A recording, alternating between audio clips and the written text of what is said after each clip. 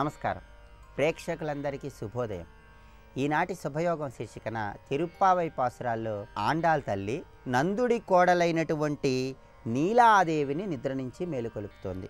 ఆ నీలాదేవిని ఎలా నిద్ర నుంచి మేలుకొలుపుతోందంటే, మదించిన మదగజాలను సైతం ఎదురొడ్డి పోరాడగలిగిన మహాబలశాలి, శత్రువులను చూసి వెనుకంజ వేయని భుజబల సంపన్నుడు అయినటువంటి నందగోపుని ముద్దుల కోడలా, ఓ నీలాసుందరీదేవి నిద్ర నుంచి మేలుకో. కమ్మనైన పువ్వులతో సుగంధాలు వెదజల్లే కురులు కలిగినటువంటి రమణీమణి నిద్రలేచి తలుపు తెరువు. అన్ని దిశల్లో కోళ్లు కూస్తున్నాయి. గురువింద తీగల పందిళ్లపైన కోయిల గుంపులు కుహు కుహు అని పాడుతున్నాయి. పూబంతులను చేత ధరించిన అందమైన చేతి వేళ్లు కలిగినటువంటి శుభాంగి, ఓ నీలాదేవి తలుపు తీసి మేము నోచేటటువంటి నోమును ఫలింపజేయమ్మా అంటూ నందుడి కోడలైనటువంటి నీలాదేవిని ఆండాళ్ తల్లి ఈ పాసురంలో నిద్ర నుంచి మేలుకొలుపుతోంది. మరి ఈ పాసురంలో ఉన్నటువంటి విశేషార్థం ఏంటి అంటే, శ్రీకృష్ణ పరమాత్మ నందుడి గృహంలో లేడని తెలిసి ఆండాళ్ళమ్మ స్వరూపమైనటువంటి నీలాదేవి భవనంలో ఉన్నాడని బలరాముడు ఆండాళ్ తల్లికి గోపికలందరికీ రహస్యం చెప్తాడు. అప్పుడు గోపికలందరూ కూడా నందుని కోడలు గోదాదేవి స్వరూపమే అయినటువంటి నీలాదేవిని నిద్ర నుంచి మేలుకొలుపుతున్నారు. ఈ శ్రీకృష్ణ అవతారంలో అందరికంటే కూడా నీలాదేవికి కృష్ణుడి మీద స్వాతంత్రం, అధికారం ఎక్కువ ఉంటాయి. ఆమెను సుందర కుమారి అనే పేరుతో పిలుస్తారు. నందుడి చేతిలో బల్లెం శక్తివంతం. కృష్ణుడు ఏనుగుని జయించాడంటే అది భుజబలానికి సంకేతం. ఇక్కడ బల్లెము అంటే రజోగుణము, ఏనుగు అంటే అహంకారం. అంటే శ్రీకృష్ణ పరమాత్మ అంతటి బలపరాక్రమవంతుడని నీలాదేవితో ఆండాళ్ తల్లి పలుకుతోందంటే దీనిలో అంతర్లీనంగా ఉన్న సందేశం ఏంటంటే, రజోగుణం అనేటటువంటి బల్యాన్ని తొలగింపజేసుకోవాలి, అహంకారం అనేటటువంటి ఏనుగును నియంత్రణలో ఉంచుకోవాలి, రజోగుణము అహంకారము తొలగింపజేసుకోవాలని దీనిలో ఉన్న అంతరార్థం. అలాగే కోళ్ళు కూస్తున్నాయంటే అర్థం ఏంటి? ఇక్కడ కోళ్ళు గురువులకు సంకేతం. కోడి సమయాన్ని సూచించేటటువంటిది. అంటే ఇక్కడ క్రమ పద్ధతిలో దేవాలయాన్ని దర్శించినట్టుగా భగవద్ దర్శనానికి ముందు అమ్మవారిని దర్శించాలి అని చెప్పటమే దీనిలో ఉన్న అంతరార్థం. అప్పుడే మనకి నారాయణుడి అనుగ్రహం కలుగుతుంది. అయ్యవారి అనుగ్రహం కలగాలంటే ముందు అమ్మవారి అనుగ్రహం కలగాలి. శ్రీకృష్ణ పరమాత్మ నిద్ర నుంచి మేలుకోవాలంటే ముందుగా నీలాదేవి నిద్ర నుంచి మేలుకొని మనల్ని అనుగ్రహించాలి అని దీనిలో ఉన్నటువంటి విశేషార్థం. అందుకే దారి తప్పేటటువంటి మనిషికి భక్తులు చక్కటి సన్మార్గాన్ని చూపినట్లుగా అమ్మని నిద్ర నుంచి మేలుకొలపండి, మీ పనులన్నీ పూర్తవుతాయని బలరాముడే గోపికలందరికీ ఉపాయం చెప్తాడు. అంటే అజ్ఞానం అనేటటువంటి గడియను తొలగింపజేసి స్వామి కృపకు ప్రతి ఒక్కరూ పాత్రులవ్వాలని దీనిలో ఉన్నటువంటి అంతరార్థం. అందుకే ఎర్ర తామరల్లాంటి సుందర సుకుమార సుగంధ శ్రీహస్తమున గాజులు గలగలా ధ్వనిస్తూ ఉండగా నీలాదేవి నువ్వే వచ్చి తలుపు తీయి అంటూ ఆండాళ్ తల్లి గోపికలందరితో కలిసి నీలాదేవిని ప్రార్థిస్తోంది. అంటే నందుడి కోడలైనటువంటి గోదాదేవి స్వరూపమైనటువంటి ఈ నీలాదేవిని నిద్ర నుంచి మేలుకొలిపితే శ్రీకృష్ణుడు తొందరగా నిద్రలేస్తాడంటే దీనిలో ఉన్న ప్రధానమైన విశేషార్థం ఏంటంటే, శ్రీకృష్ణ పరమాత్మ అనుగ్రహం కలగాలంటే ముందుగా అమ్మవారి అనుగ్రహం కలగాలి, నీలాదేవి అనుగ్రహం కలగాలి. అమ్మవారి అనుగ్రహం కలిగితే అయ్యవారి అనుగ్రహం తొందరగా కలుగుతుంది. అజ్ఞానం అనేటటువంటి తలుపులు తొలగింపజేసుకున్నప్పుడే ఆ అనుగ్రహం అనేది సులభంగా కలుగుతుందని దీనిలో ఉన్న విశేషార్థం. నమస్కారం. హిరణ్యవర్ణాం హరిణీం సువర్ణరజతస్రజాం చంద్రాం హిరణ్మయీం లక్ష్మీం జాతవేదో మమావహ. అనంతమైన అంతరిక్షంలో ఉన్న జ్యోతిర్మండలములు, వాటిలో ఉన్నటువంటి రశ్ములు మొదలైనవన్నీ వాటి స్థితిని బట్టి ఒక దశలో గోవులుగా, మరొక దశలో అజ అని, ఇంకొక దశలో అశ్వ అని, మరొక చోట గొర్రెలు అని ఆ కాంతి మండలాలని వర్ణించడం జరుగుతుంది. కనుక ఇది కూడా విశ్వములో భాగముగా చూస్తున్నాం. అదేవిధంగా మనలో మనం పరిశీలించినట్లయితే అశ్వములనగా ఇంద్రియములు, గోవులనగా జ్ఞానము ఇత్యాది విషయములు కూడా మనం అన్వయించుకోవడం జరిగినది. ఇంకొక రహస్యమైన విషయం ఇందులో కనబడుతోంది. దీన్ని ఐతరేయోపనిషత్తుతో అన్వయించి చెప్పుకోవచ్చు అని చివరి మాట చెప్పుకున్నాం. అది ఇప్పుడు ప్రారంభిస్తూ ఉన్నాం. ఐతరేయోపనిషత్తులో ఒక అద్భుతమైన విషయం ఉంటుంది. దేవతలు సృజింపబడి నానా రకాల జంతుకోటిని కూడా భగవద్ అనుగ్రహం చేత చేయగానే భగవానుడు ఒక ఆజ్ఞాపన చేసేట, మీ దివ్యశక్తులతో వీటిలో ఏ శరీరాల్లో ప్రవేశిస్తారు అని అడిగాడు. ఇది ఒక రమ్యమైన భావం. వెంటనే వాళ్ళు మొదట వచ్చినటువంటి వృక్షములు కానీ, సరీసృపములు అంటే పాకి వెళ్ళేటువంటి సర్పములు మొదలైనవి కానీ, పశువులు కానీ, అదేవిధంగా పక్షులు కానీ, దంశకములు అంటే కీటకాలు, మత్స్యములు అంటే జలచరాలు, ఇన్ని రకాల జీవులు. వీటిల్లో ఏ దేహములు యందు మీరు ప్రవేశిస్తారంటే వాళ్ళు కొంచెం ముఖం చిట్లించారు. వీటి ప్రయోజనం వాటికి ఉన్నప్పటికీ కూడా పాప సంస్కారాల వల్ల ఆ జన్మలు వస్తాయి. తిర్యక్ జన్మలు అంటారు వాటిని. తిర్యక్ అంటే అడ్డముగా వెన్నుముక కలిగినటువంటి జన్మలు. వాటికి పరతత్వం తెలుసుకునే అవకాశం లేదు. అది అందుకే జంతు జన్మలు పూర్వ పాప విశేషం చేత వస్తాయి, కానీ ఆ జన్మల్లో వేరే పాపం చేయవు. అవి ప్రకృతి ఎలా నడిపిస్తే అలా వెళ్ళిపోతుంటాయి. ఆ కర్మ అయిపోగానే మరొక జన్మలోకి వెళుతుంటాయి. అవి ప్రమోషన్స్ అలా వస్తూ ఉంటాయి. అలా రాగా రాగా రాగా చివరిగా వచ్చిన ఉత్తమ జన్మ ఏంటంటే మానవ జన్మ. అక్కడి నుంచి పరమపురుషుని తెలుసుకునే ప్రయత్నం చేయాలి ఇక్కడ. అలా పరమపురుషుని తెలుసుకోవడానికి పనికొచ్చినటువంటి దేహం ఏది? మానవ దేహం. అది ఎంచుకున్నట్టు దేవతలు ఇందులోకి వెళదామని వెళ్ళారట. ఈ చెప్పడంలో ఉద్దేశం ఏంటంటే మానవ దేహంలో సర్వదేహముల యందు కూడా ఈశ్వర చైతన్యమే ఉన్నప్పటికీ కూడా ఈశ్వర చైతన్యాన్ని గ్రహించగలిగేటువంటి ఒకానొక ప్రయోజనకరమైన అంశం మానవ దేహానికి మాత్రమే ఉంది. ఇది తెలుసుకోవాల్సింది. అటువంటప్పుడు మానవ దేహంలో దేవతలు సహకరిస్తారు. అందుకే తత్తదింద్రియములు యందు ఆ దేవతలు తృప్తిగా వెళ్ళి ఉన్నారు. కనుక భగవంతుడు కూడా రకరకాల సృష్టులు దేవతల ద్వారా చేసాడంటే ఆయనే చేసినట్లు చేసి ఆయనకు తృప్తి ఎప్పుడు కలిగిందయ్యా అంటే మానవ సృష్టి చేసినప్పుడు ఆయనకు తృప్తి కలిగింది భగవంతుడికి. అంటే భగవంతుడికి తృప్తి కలిగి భగవంతుడు మానవుడికి మరొక పేరు పెట్టాడు, పురుషుడు. ఇప్పుడు పురుష సూక్తంలో మరొక అర్థం వచ్చింది.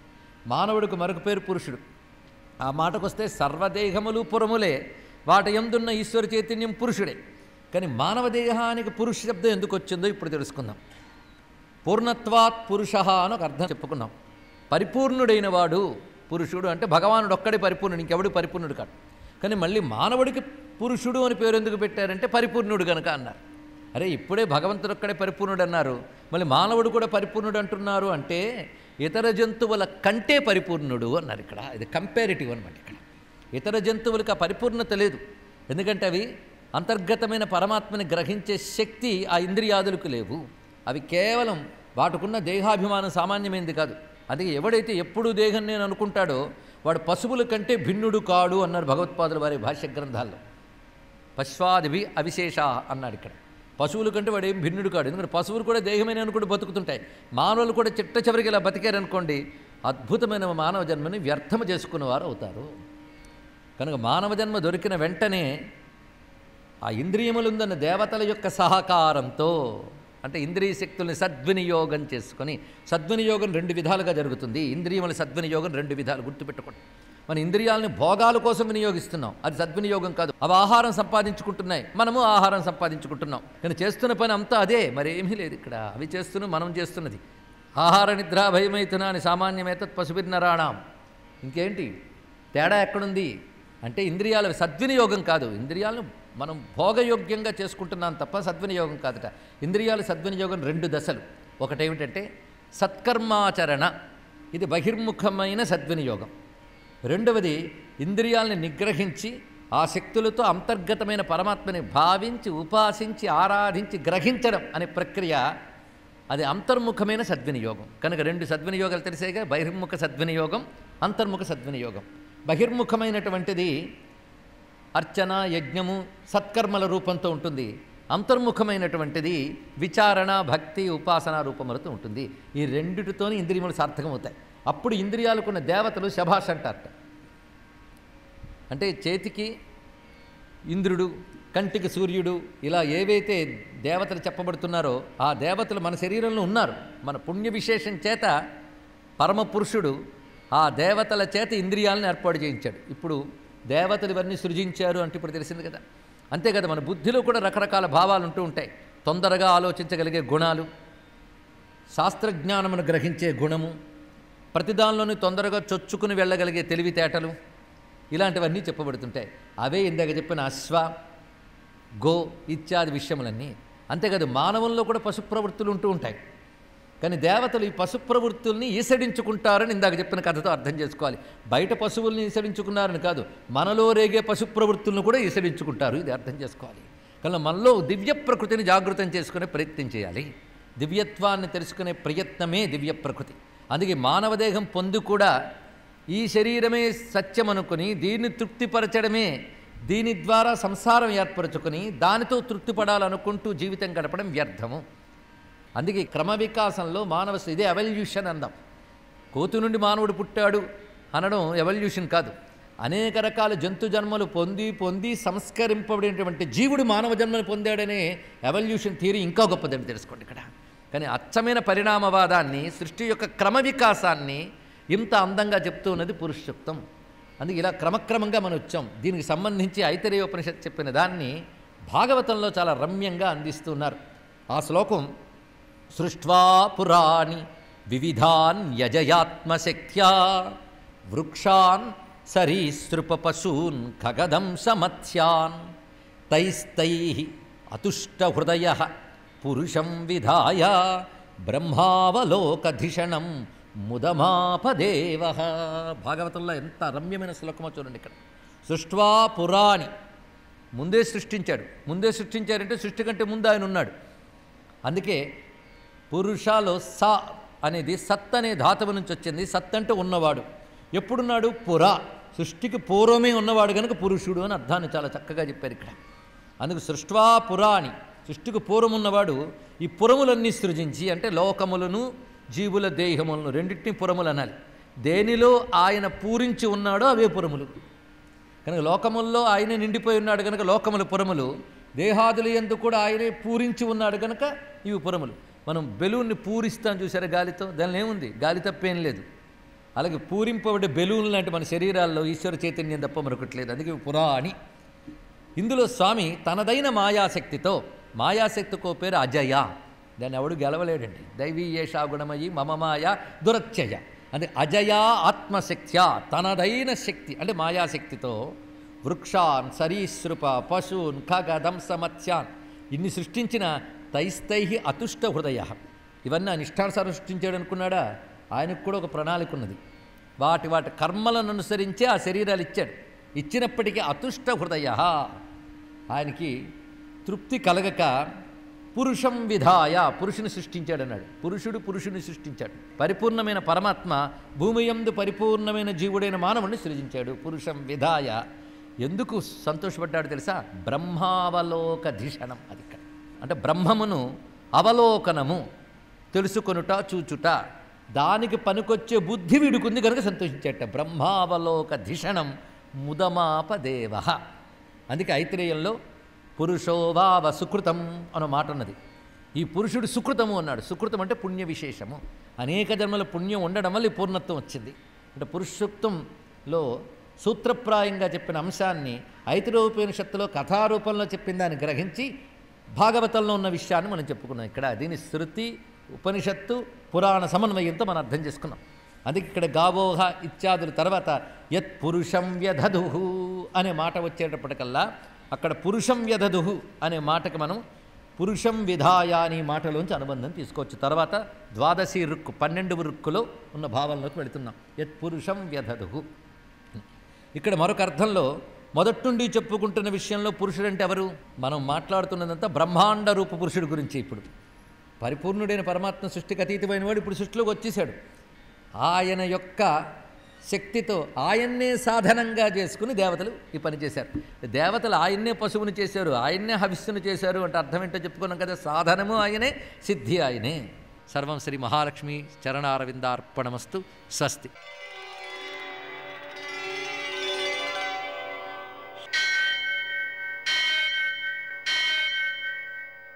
సహస్రశీరుషం దేవం విశ్వాక్షం విశ్వశంభువం విశ్వం నారాయణం దేవమక్షరం పరమం పదం విశ్వతః పరమాం నిత్యం విశ్వం నారాయణగుం హరిం విశ్వమేవేదం పురుషస్తద్విశ్వముపజీవతి పతిం విశ్వస్యాత్మేశ్వరగుం శాశ్వతగుం శివమచ్యుతం నారాయణం మహాజ్ఞేయం విశ్వాత్మానం పరాయణం. సూర్యశౌర్యమథేందురింద్రపదవీ సన్మంగళం మంగళం. ఆపదాం అపహర్తారం దాతారం సర్వసంపదాం లోకాభిరామం శ్రీరామం మోక్షదం తన్నమామ్యహం. నేటి కాలమాన విశేషాలను గమనిద్దాం. స్వస్తి శ్రీ చాంద్రమాన విలంబరామ సంవత్సరం, ఉత్తరాయణం, కొన్ని పంచాంగాల్లో దక్షిణాయనం, హేమంత ఋతువు, మార్గశిర మాసం, కృష్ణపక్షం, బుధవారం. సూర్యోదయం 6:50 సూర్యాస్తమయం 5:49. తిథి ద్వాదశి రాత్రి 2:11 వరకు. నక్షత్రం విశాఖ ఉదయం 9:40 వరకు. వర్జం మధ్యాహ్నం 1:54 నుంచి 3:36 వరకు. దుర్ముహూర్తం ఉదయం 11:58 నుంచి మధ్యాహ్నం 12:48 వరకు. అమృతకాలం రాత్రి 12:04 నుంచి 1:45 వరకు. రాహుకాలం బుధవారం కాబట్టి మధ్యాహ్నం 12 నుంచి 1:30 వరకు. అష్టగౌరగరీత్యా శుభప్రదమైన సమయం ఉదయం 7 గంటలకి. నేటి విశేషం ద్వాదశి కాబట్టి ఈరోజు మనం తులసి దళాలు కోయకూడదు. అందువలన నిన్న ఏకాదశి సమయంలో కోసుకున్నటువంటి తులసి దళాలను మనం ఈరోజు కూడా పూజ చేసుకోవచ్చు. ఆ విధంగా తులసి దళాలతో ఆ విష్ణుమూర్తిని అర్చించడం, విశేషించి సాలగ్రామాన్ని అర్చించడం. సాలగ్రామంపై ఎన్ని పుష్పాలు వేసినా కూడా తులసిదళం ఒకటి వేయకపోతే దానివల్ల దోషం చెప్పారు. తులసిని సాలగ్రామాన్ని వేరు చేసి ఎట్టబెట్టినట్లయితే, అంటే తులసిదళంతో ఆ సాలగ్రామాన్ని పూజించనట్లయితే. ఎందుకని ఈ తులసిదళం అనేటువంటిదే ఆయనకి చాలా ప్రీతికరమైనటువంటి భార్య వంటిదన్నమాట. అందుకని తర్వాత ఆ రకంగా మనం పూజ చేయడం, విష్ణు సహస్రనామ స్తోత్రం పారాయణ చేసుకోవడం. సావకాశం లేకపోయినట్లయితే శ్రీరామ రామ రామేతి రమే రామే మనోరమే సహస్రనామ తత్తుల్యం రామనామవదాననే అనేటువంటి శ్రీరామ రామ రామ అనే మంత్రాన్ని చేసుకోవడం. తర్వాత ఈరోజు ప్రదోషం ఉంది, సాయంకాలపు వేళ. సూర్యాస్తమయం నుంచి 1:12 సమయం. ఆ సమయంలో బుధవారం కాబట్టి పెసలతో మనం దక్షిణామూర్తిని కనుక ఆరాధించుకున్నట్లయితే విద్య బాగా వస్తుంది. ఆ పెసలు ఆవుకు పెట్టచ్చు, కేజీంపావు. అంతేకాకుండా బుధ మహాదశా దోషాలు, అలాగే అంతర్దశా దోషాలు, బుధుని యొక్క గోచార దోషాలు అన్నీ కూడా తొలగిపోతాయి. విశేషించి ఈరోజు 17వ శుభదివసం ధనుర్మాసంలో.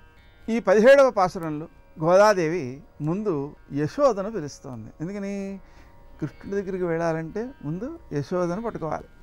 ఆ విధంగా యశోదను మేల్కొల్పుతూ ఆ భగవన్ మంత్రప్రాప్తికి బలరాముణ్ణి కూడా మేల్కొల్పుతోంది. అంటే భగవంతుని ఎవరైతే ఆశ్రయించిన వారు ఉన్నారో ఆ ఆశ్రయించిన వారిని ఆశ్రయించడం కూడా భగవంతునికి ప్రీతికరమైనదే అనేటువంటిది అక్కడ భావన. మనకు ఒక పరమభక్తుడు అంటారు, త్వద్భృత్య భృత్య పరిచారక భృత్య భృత్య భృత్యేషు భృత్యైతి మాం స్మర లోకనాథ. ముకుందమాల అంటే అర్థం ఏమిటి? నీ భృత్యుని భృత్యుని భృత్యుని భృత్యుని భృత్యుని భృత్యుని భృత్యుని భృత్యునిగా నన్ను భావన చేయి. అలా మన ముందు ఎవరైతే ఆ మార్గంలో పయనించారో వారందరినీ కూడా ఆశ్రయించడం భగవంతుని యొక్క అనుగ్రహానికి కారణమవుతుంది అనే విషయాన్ని మనకు ఆ గోదాదేవి వెల్లడి చేస్తోంది, అలవరుస్తోంది, తెలుపుతోంది. తర్వాత వాళ్ళిద్దరి ద్వారాను కృష్ణుణ్ణి మనం లేపినట్లయితే ఆ భగవంతుని యొక్క అనుగ్రహాన్ని పూర్తిగా పొందడానికి కుదురుతుంది. అలాగే తినడానికి ప్రసాదం, కట్టుకోవడానికి మంచి వస్త్రం, తాగడానికి మంచి నీరు, వీటిని అందించేవాడా అంటే అర్థం ఏంటి? నిత్యావసరాలు అవి. ఆ నిత్యావసరాలు నీ ద్వారా నాకు లభిస్తున్నాయనేటువంటి భావన ఏదైతే ఉందో దానివలన మనకు భగవంతుని యొక్క ప్రసాదంగా మన చుట్టూ ఉండేటువంటి వస్తువులు కనిపిస్తాయి. ఆ విషయాన్ని ఆమె వర్ణిస్తోంది. ఓ నందగోపకుమార, లేవయ్య, లేచి మా అందరికీ కూడా నీ యొక్క అనుగ్రహాన్ని పంచు. ఓ యశోద, ఇంటికి ఇల్లాలా, మంగళదీపం వంటిదానా, నీవు కూడా మేల్కో అని ఆమెను లేపి యశోద ద్వారా కృష్ణుని లేపే ప్రయత్నం చేస్తుంది. నేటి ఆణిముత్యాలు.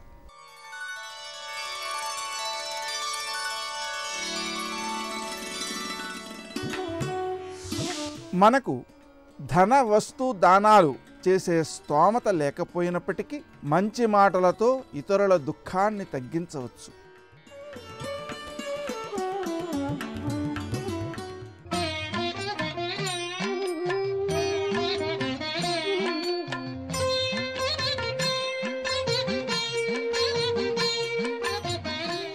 ఓం నమో నారాయణాయ.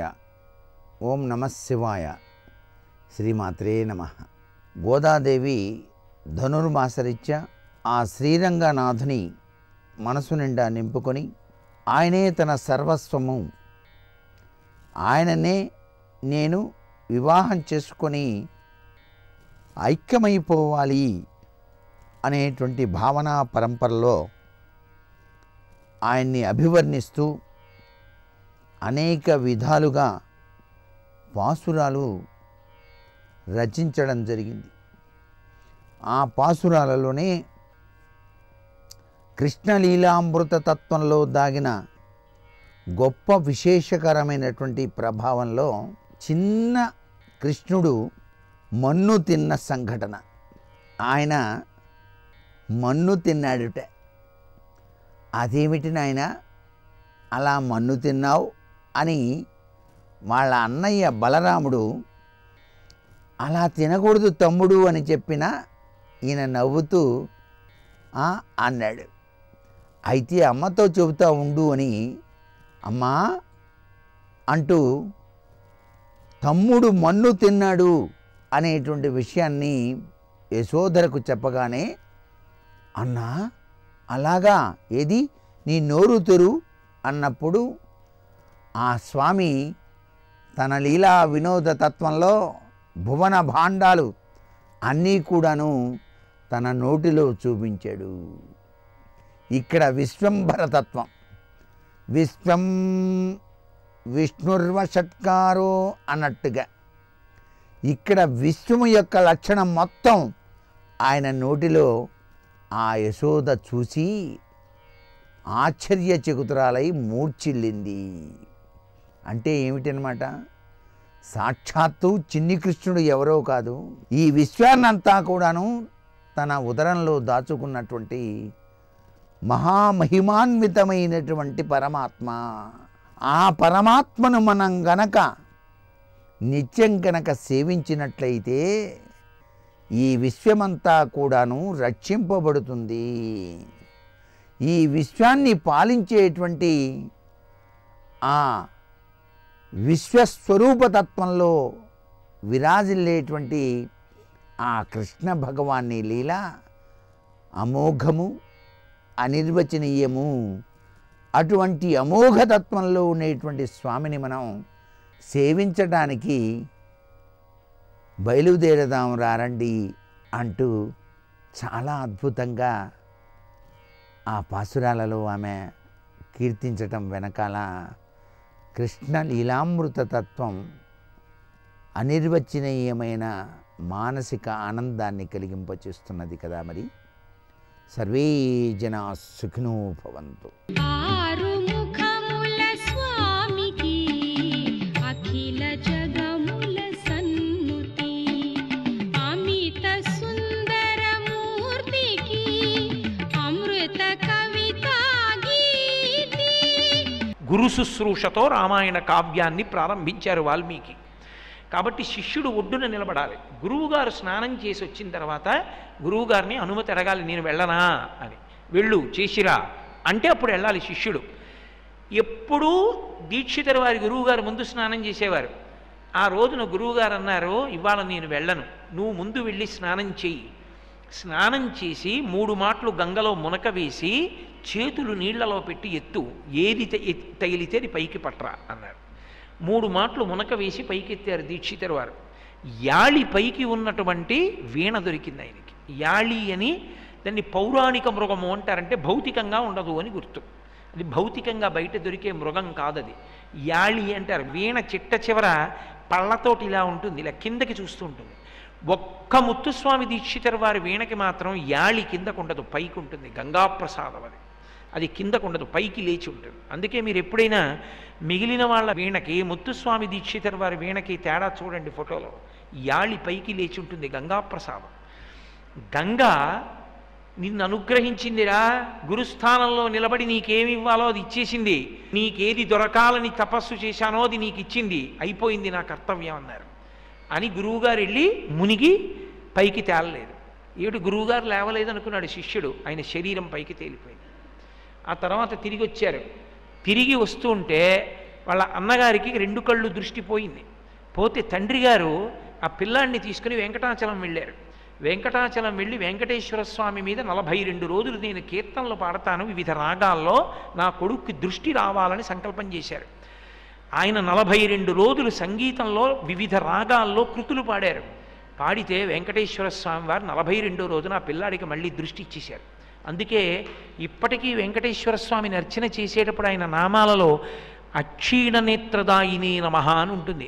నేత్రములు లేనివాడికి నేత్రములు ఇచ్చినవాడా అని. అది ముత్తుస్వామి దీక్షితర్ వారు అన్నయ్య గారికి ఇచ్చారు. దీక్షితర్ వారి కీర్తనలు వినేటప్పుడు తిరుత్తని గురుగుహ కీర్తనలు అంటారు. ఆయన ఆ కీర్తనల చివర గుహా ముద్ర వేసి సుబ్రహ్మణ్య ముద్రతో కొన్ని కీర్తనలు చేశారు. గంగ ఎలా చల్లపరుస్తుందో అంటే కోరిక తీరుస్తుందో సుబ్రహ్మణ్యుడు అలా కోరిక తీర్చగలడు. ఎక్కడ నుంచి ఎక్కడ వరకు అంటే మీకు సామాన్యమైన లౌకికమైన కోరిక దగ్గర నుంచి మోక్షం వరకు ఇవ్వగలిగినటువంటి శక్తి కలిగిన మహానుభావుడు సుబ్రహ్మణ్య స్వరూపం. అందుకే గంగకి ఏ చల్లబరిచే లక్షణం ఉందో సుబ్రహ్మణ్యుడికి ఆ చల్లబరిచే లక్షణం ఉంది.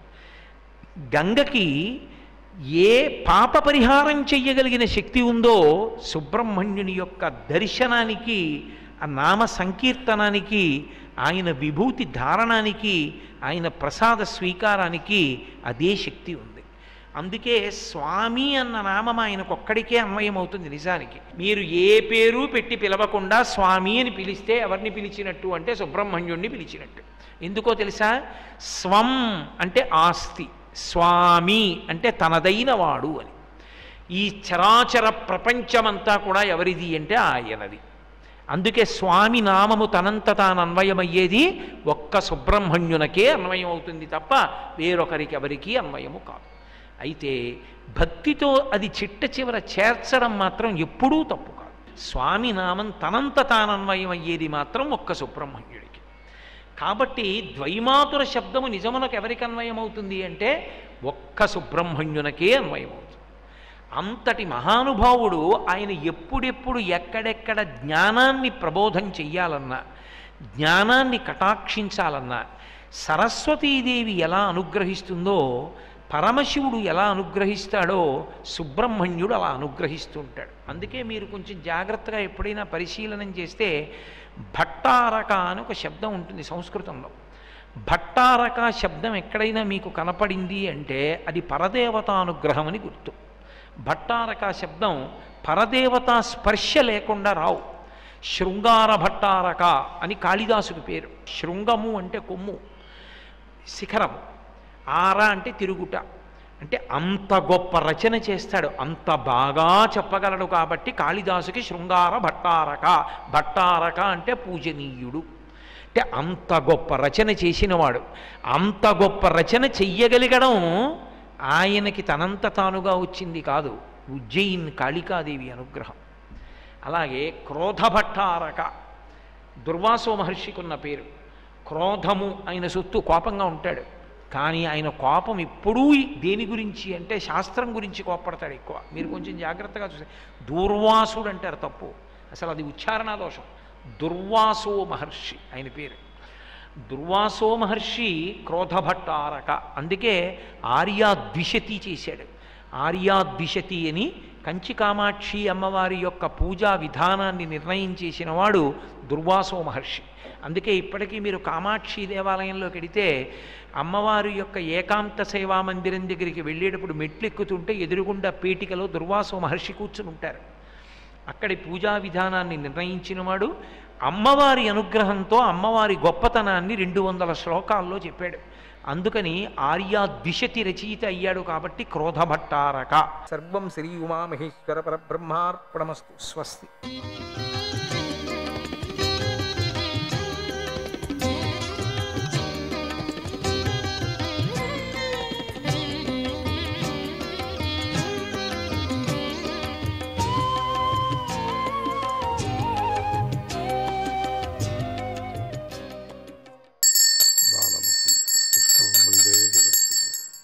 నమో వై బ్రహ్మనిధయే వాసిష్ఠాయ నమో నమః. నమః శివాయ. ఓం నారాయణ నారాయణ నారాయణ. 10వ అధ్యాయం ఈ అధ్యాయంలో భగవంతుడైన శివుడు మార్కండేయ మహర్షికి వరాలు ఇవ్వటం అనే విషయం చెప్పబడింది. సూత మహర్షి ఇలా చెప్పాడు. ఆ మార్కండేయ మహర్షి ఇలా నారాయణుడి చేత సృష్టించబడ్డ త్రిగుణాత్మకమైనటువంటి మాయా వైభవాన్ని అనుభవించి ఆయనను శరణు వేడాడు. ప్రపన్నోస్మ్యాం ఘ్రిమూలం తే ప్రపన్నాభయదం హరే యన్మాయయాపి విబుధాః ముహ్యంతి జ్ఞానకాశాయ. మార్కండేయుడిలా ప్రార్థించాడు. ఓ శ్రీహరి, శరణు వేడిన వారి భయాన్ని నువ్వు పోగొడతావు. నేను నీ పాదాలను శరణు వేడుతున్నాను. జ్ఞానంలాగా ప్రకాశించే నీ మాయతో దేవతలు కూడా మోహాన్ని పొందుతున్నారు ప్రభు. ఆ సమయంలో భగవంతుడైన రుద్రుడు పార్వతీదేవితోనూ తన ప్రమతగణాలతోనూ కలిసి స్వర్గలోకంలో సంచరిస్తున్నాడు. ఈ విధంగా ఏకాగ్రమైన చిత్తం గల ఆ మార్కండేయ మహర్షిని శివదేవుడు చూశాడు. అప్పుడు పార్వతీదేవి ఆ మహర్షిని చూసి కైలాసవాసైన శివుడితో ఇలా అన్నది. ఓ భగవంతుడా, దేహము, ఇంద్రియాలు, మనస్సును ఏకాగ్రం చేసిన ఈ మహర్షిని చూడండి. ఈయన గారు గాలి వీచటం ఆగిపోయినప్పుడు కదలని నీరు, చేపలతోనూ ఉన్నటువంటి సముద్రంలాగా ఉన్నాడు చూడండి. ఈయన తపస్సుకు ప్రత్యక్ష ఫలాన్ని ఇచ్చి కృతార్థుడిని చేయండి. మీరే సిద్ధిని ఇచ్చేవారై ఉన్నారు కదా అన్నది. భగవంతుడైన రుద్రుడు ఇలా అన్నాడు. ఓ పార్వతి, మార్కండేయ మహర్షి ఇతడు కోర్కెలను కోరుకోడు, మోక్షాన్ని కూడా కోరడు. పూజ్యుడైన నిర్వికార పూర్ణ బ్రహ్మయందు ఇతడు అతి గొప్పదైనటువంటి భక్తిని పొంది ఉన్నాడు. ఓ దేవి, అయినా కూడా సత్పురుషుడైన ఇతడితో మాట్లాడదాం. ఎందుకంటే మానవులకు సత్పురుషులతో సమాగము గొప్ప లాభాన్ని చేకూర్చి పెడుతుందని అన్నాడు. ఆ రుద్రదేవుడు సత్పురుషులకు శరణమైన సకల విద్యలను అధీశ్వరుడిగాను సకల ప్రాణులలోనూ అంతర్యామిగాను ఉన్నాడు. ఆయన అలా పలికి ఆ మహర్షి దగ్గరకు వెళ్ళాడు. మార్కండేయ మహర్షి మనోవృత్తులను నిరోధించి సమాధిలో ఉన్నాడు. ఆ మహర్షికి తన స్పృహ కానీ జగత్తు యొక్క స్పృహ కానీ లేదు. సాక్షాత్తు జగత్తు యొక్క అంతర్యామి విలేన ఈశాని, ఈశుల యొక్క రాకను కూడా ఆయన తెలుసుకోలేకపోయాడు. కైలాసాధిపతి అంతర్యామి అయినటువంటి రుద్రదేవుడు ఆ విషయాన్ని త్రిగుణాత్మక అయిన మాయాశక్తి చేత గుర్తుపట్టాడు. ఆ మహర్షి యొక్క బుద్ధి అనే గుహలో గల చిదాకాశంలోకి వాయువు రంధ్రంలోకి ప్రవేశించినట్లుగా ప్రవేశించాడు. మెరుపులాగా పచ్చని జటలను కలిగి ఉన్నటువంటి ఆ ముక్కంటి 10 చేతులతో పొడవుగా ఉదయిస్తున్న సూర్యుడిలాగా ఉన్నాడు. ఆయన వ్యాఘ్ర చర్మాన్ని వస్త్రంగా ధరించి శూలము, మంచపు కోడు వంటి గుదియ, డాలు, జపమాల, డమరువు, పుర్రె, కత్తి, ధనస్సులను ధరించి ఉన్నాడు. బయట మాత్రమే కాకుండా అకస్మాత్తుగా తన లోపల కూడా కనిపించిన ఆ శివదేవుణ్ణి చూసి మార్కండేయ మహర్షి హృదయంలో ఎంతో ఆశ్చర్యాన్ని పొందాడు. ఇదేమిటి, ఈ దృశ్యం ఎక్కడి నుండి వచ్చింది అని కంగారు పడుతూ ఆ మహర్షి సమాధిని విడిచిపెట్టాడు. తన ఆశ్రమానికి వచ్చినవాడు పార్వతీదేవితోనూ తన గణాలతోనూ కలిసి వచ్చినవాడు, ముల్లోకాలకు ఒకే ఒక తండ్రి అయినవాడు అయినటువంటి శివదేవుణ్ణి మార్కండేయ మహర్షి దర్శించి తల వంచి నమస్కారం చేశాడు.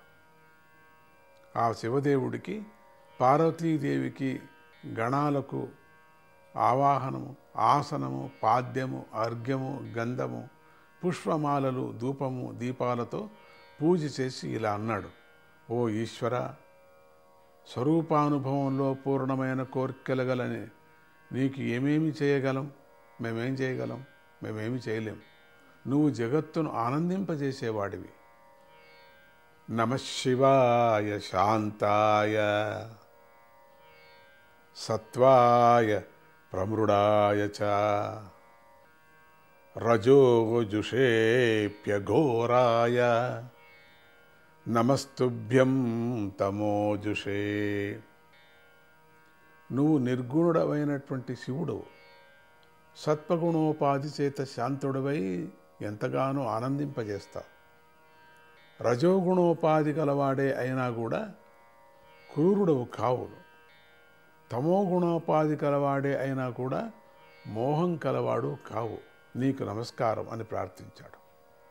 జగత్కారణుడు భగవంతుడు అయిన శివుడు చైతన్య స్వరూపుడు మార్కండేయ మహర్షి ఆయనను స్తుతిస్తుండగా సత్పురుషులకు శరణమైన ఆయన చాలా సంతోషించాడు. ప్రసన్నమైనటువంటి అంతఃకరణం గల భగవంతుడైన ఆ శివుడు మార్కండేయ మహర్షితో ఇలా అన్నాడు: ఓ మార్కండేయ, యథేచ్ఛగా వరం కోరుకో. మేము ముగ్గురం వరాలినిచ్చే ప్రభువులం. మా దర్శనం వ్యర్థం కాకూడదు. మానవుడు మా నుండి అమృతత్వాన్ని అంటే మోక్షాన్ని పొందుతాడు. బ్రహ్మవేత్తలు పరోపకారశీలులై శాంత స్వభావం కలవారై ఉంటారు. వారు సంసారాసక్తి లేకుండా ప్రాణులపై ప్రేమను కలిగి ఉంటారు. మా యందు అనన్య భక్తి గలవారైనటువంటి బ్రహ్మవేత్తలకు వైరభావం ఉండదు. వారంతటా సమంగా వ్యాపించిన ఈశ్వరుణ్ణి దర్శిస్తారు.